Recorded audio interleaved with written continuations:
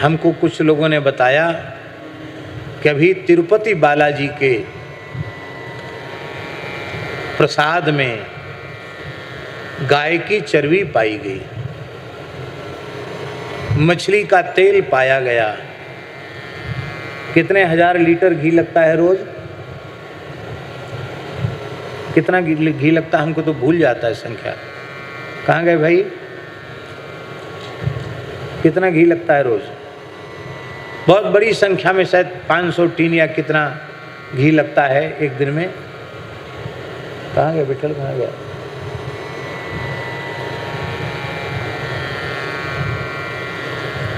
Tin. और बहुत बड़ी संख्या में लोग दर्शन करने आते हैं। और प्रामाणिक तौर पर ये कोई खबर, ऐसी खबर नहीं जो झूठी हो, एकदम सच्ची खबर है। हम लोग कितने भाव से द्वारका श्री तिरुपति बालाजी का प्रसाद लेते हैं। ये तिरुपति बालाजी का प्रसाद है और उसमें प्रमाणित हो रहा है कि इसमें गाय की चर्बी मिली है, सूअर की चर्बी मिली है, मछली का तेल मिला हुआ है। तो बताओ, मैं आपसे पूछता हूं एक प्रश्न, ऐसी अशुद्ध वस्तु भगवान ग्रहण करेंगे?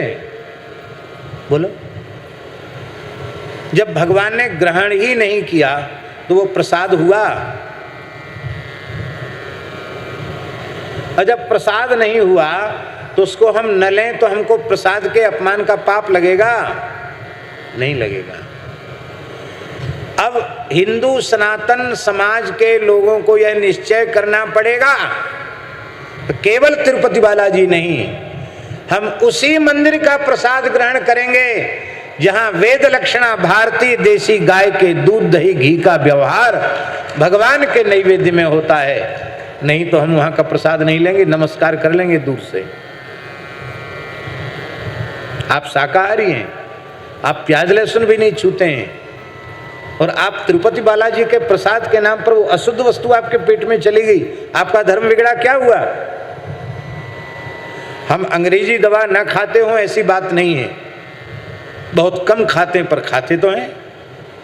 आवश्यकता होती है, पहले ही डॉक्टर से बोल देते हैं हम अंग्रेजी पढ़े लिखे नहीं हैं, डॉक्टरी हमने पढ़ी नहीं है, ऐसी कोई भी दवाई हमको मत देना जिसमें किसी भी प्रकार की किसी अशुद्ध वस्तु का मिश्रण हो।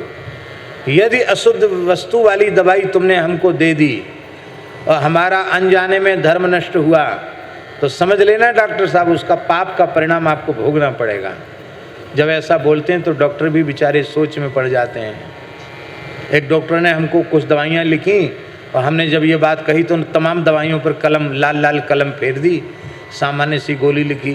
बोले आप दवाई से ठीक नहीं हुए, आप तो भगवान की कृपा से ऐसे ही ठीक हो जाएंगे। हम औषधि में भी इतना विचार करते हैं और प्रसाद के नाम पर अशुद्ध वस्तु मेरे पेट में जाए, कितनी बुरी बात है।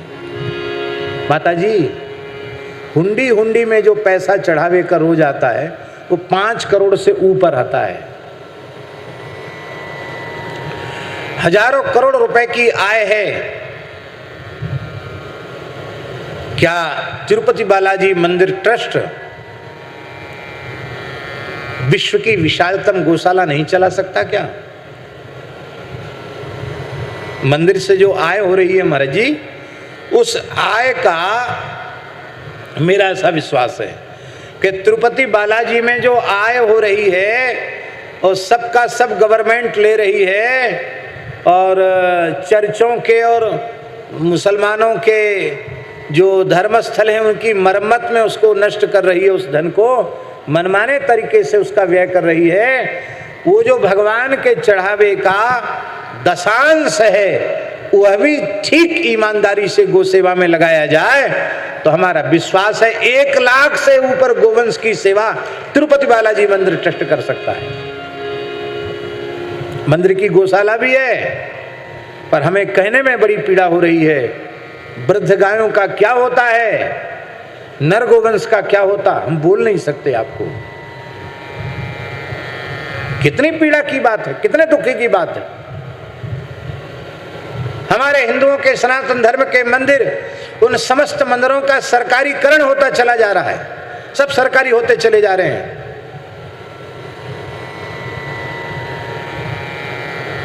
हिंदुओं के अतिरिक्त इतर किसी संप्रदाय के किसी इस प्रकार के आमदनी वाले स्थल पर सरकार उसको सरकारी करके दिखावे, तब पता चले इनमें कितनी ताकत है, इनका कितना साहस है।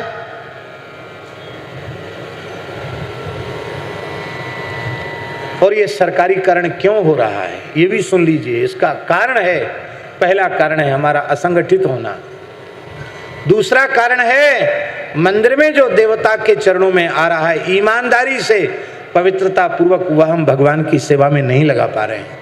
दूसरा कारण ये है, हमारे वृंदावन में ही अथवा पूरे भारतवर्ष में जितने बड़े बड़े मंदिर हैं, उन मंदिरों की आय से ही बड़ी बड़ी गौशालाएं खुल जाएं और मंदिर को कहीं से न दूध खरीदना पड़े, न घी खरीदना पड़े, न दही खरीदना पड़े। मंदिर की गौशालाएं ही मंदिर के भोग की सामग्री को जुटा देंगी।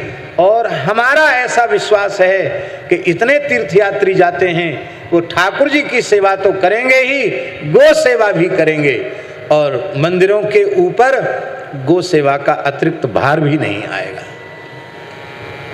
लेकिन इच्छा शक्ति का अभाव है। हम मंदिर में जो प्राप्त द्रव्य है उसका ईमानदारी से उपयोग नहीं करते, इसीलिए ये परिस्थितियां आ रही हैं। माताजी, हमारे मन की बात है कि सरकारीकरण हो, उसके पहले ये निश्चय तो हो कि ठीक है सरकारीकरण हो रहा तो होने दो, लेकिन भगवान के राग भोग की संपूर्ण व्यवस्था, चाहे लाखों लोगों को प्रसाद बांटना हो, वो भारतीय देसी गाय के दूध दही घृत से ही होगी, दूसरे से नहीं होगी। ओरछा में राम राजा सरकार मंदिर है, सरकारी है। राजा का जब स्टेट जमाना था तब राम राजा सरकार मंदिर की विशाल गौशाला थी। वो गौशाला आज भी उसके भग्नावशेष दिखाई पड़ते हैं। जंगल में गौशाला है आज भी, पचमढ़ी क्षेत्र है, वहां गौशाला है। और उन गायों के दूध दही घी से ही भगवान राम राजा सरकार की नित्य सेवा होती थी। राजशाही जमाने में 1.25 मन कलाकंद ताजा खोवा का रोज बनता था, जो भगवान को बाल भोग में लगाया जाता था। 1.25 मन कलाकंद। मंदिर सरकारी हुआ, अब गौशाला नहीं। बाजार के घी का बाजार कलेक्टर मालिक है, बाजार के घी का बाजार की वस्तुओं का मंदिर में प्रयोग होता है। आमदनी कितनी होती है उसका कोई हिसाब, कितनी होती है उसका कोई ठिकाना नहीं है। बहुत बड़ी मात्रा में आमदनी होती है।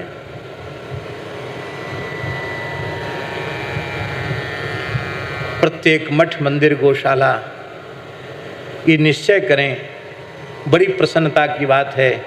द्वारिका के तो पुजारियों ने, हमारे सामने पुजारी जी बैठे हैं, चित्रांग जी बैठे हैं, इन लोगों ने तो अपनी सेवा में निश्चय किया है ठाकुर जी की गौशाला है और इनकी जब जब सेवा आती है तब ठाकुर जी द्वारकाधीश पूर्ण गोवर्ती रहते हैं। और भेंट द्वारिका में मंदिर के भीतर ठाकुर जी को जो भोग धराया जाता है वो भी गोवर्ती भोग धराया जाता है। भेंट द्वारिका में भी ये व्यवस्था हो गई है। लेकिन तिरुपति बालाजी में भी महाराज जी ने व्यवस्था कराई है। तिरुपति बालाजी में जो भगवान के गर्भगृह में जो भोग लगता है, सीमित भोग, वो सब देसी गाय के दूध दही घी से ही लगता है। लेकिन भैया वो दूध दही घी से भोग लगे तो बाहर वाला प्रसाद भी तो पवित्र होना चाहिए, जो प्रत्येक वैष्णव ले सके। ये बहुत आवश्यक है। तो अंतः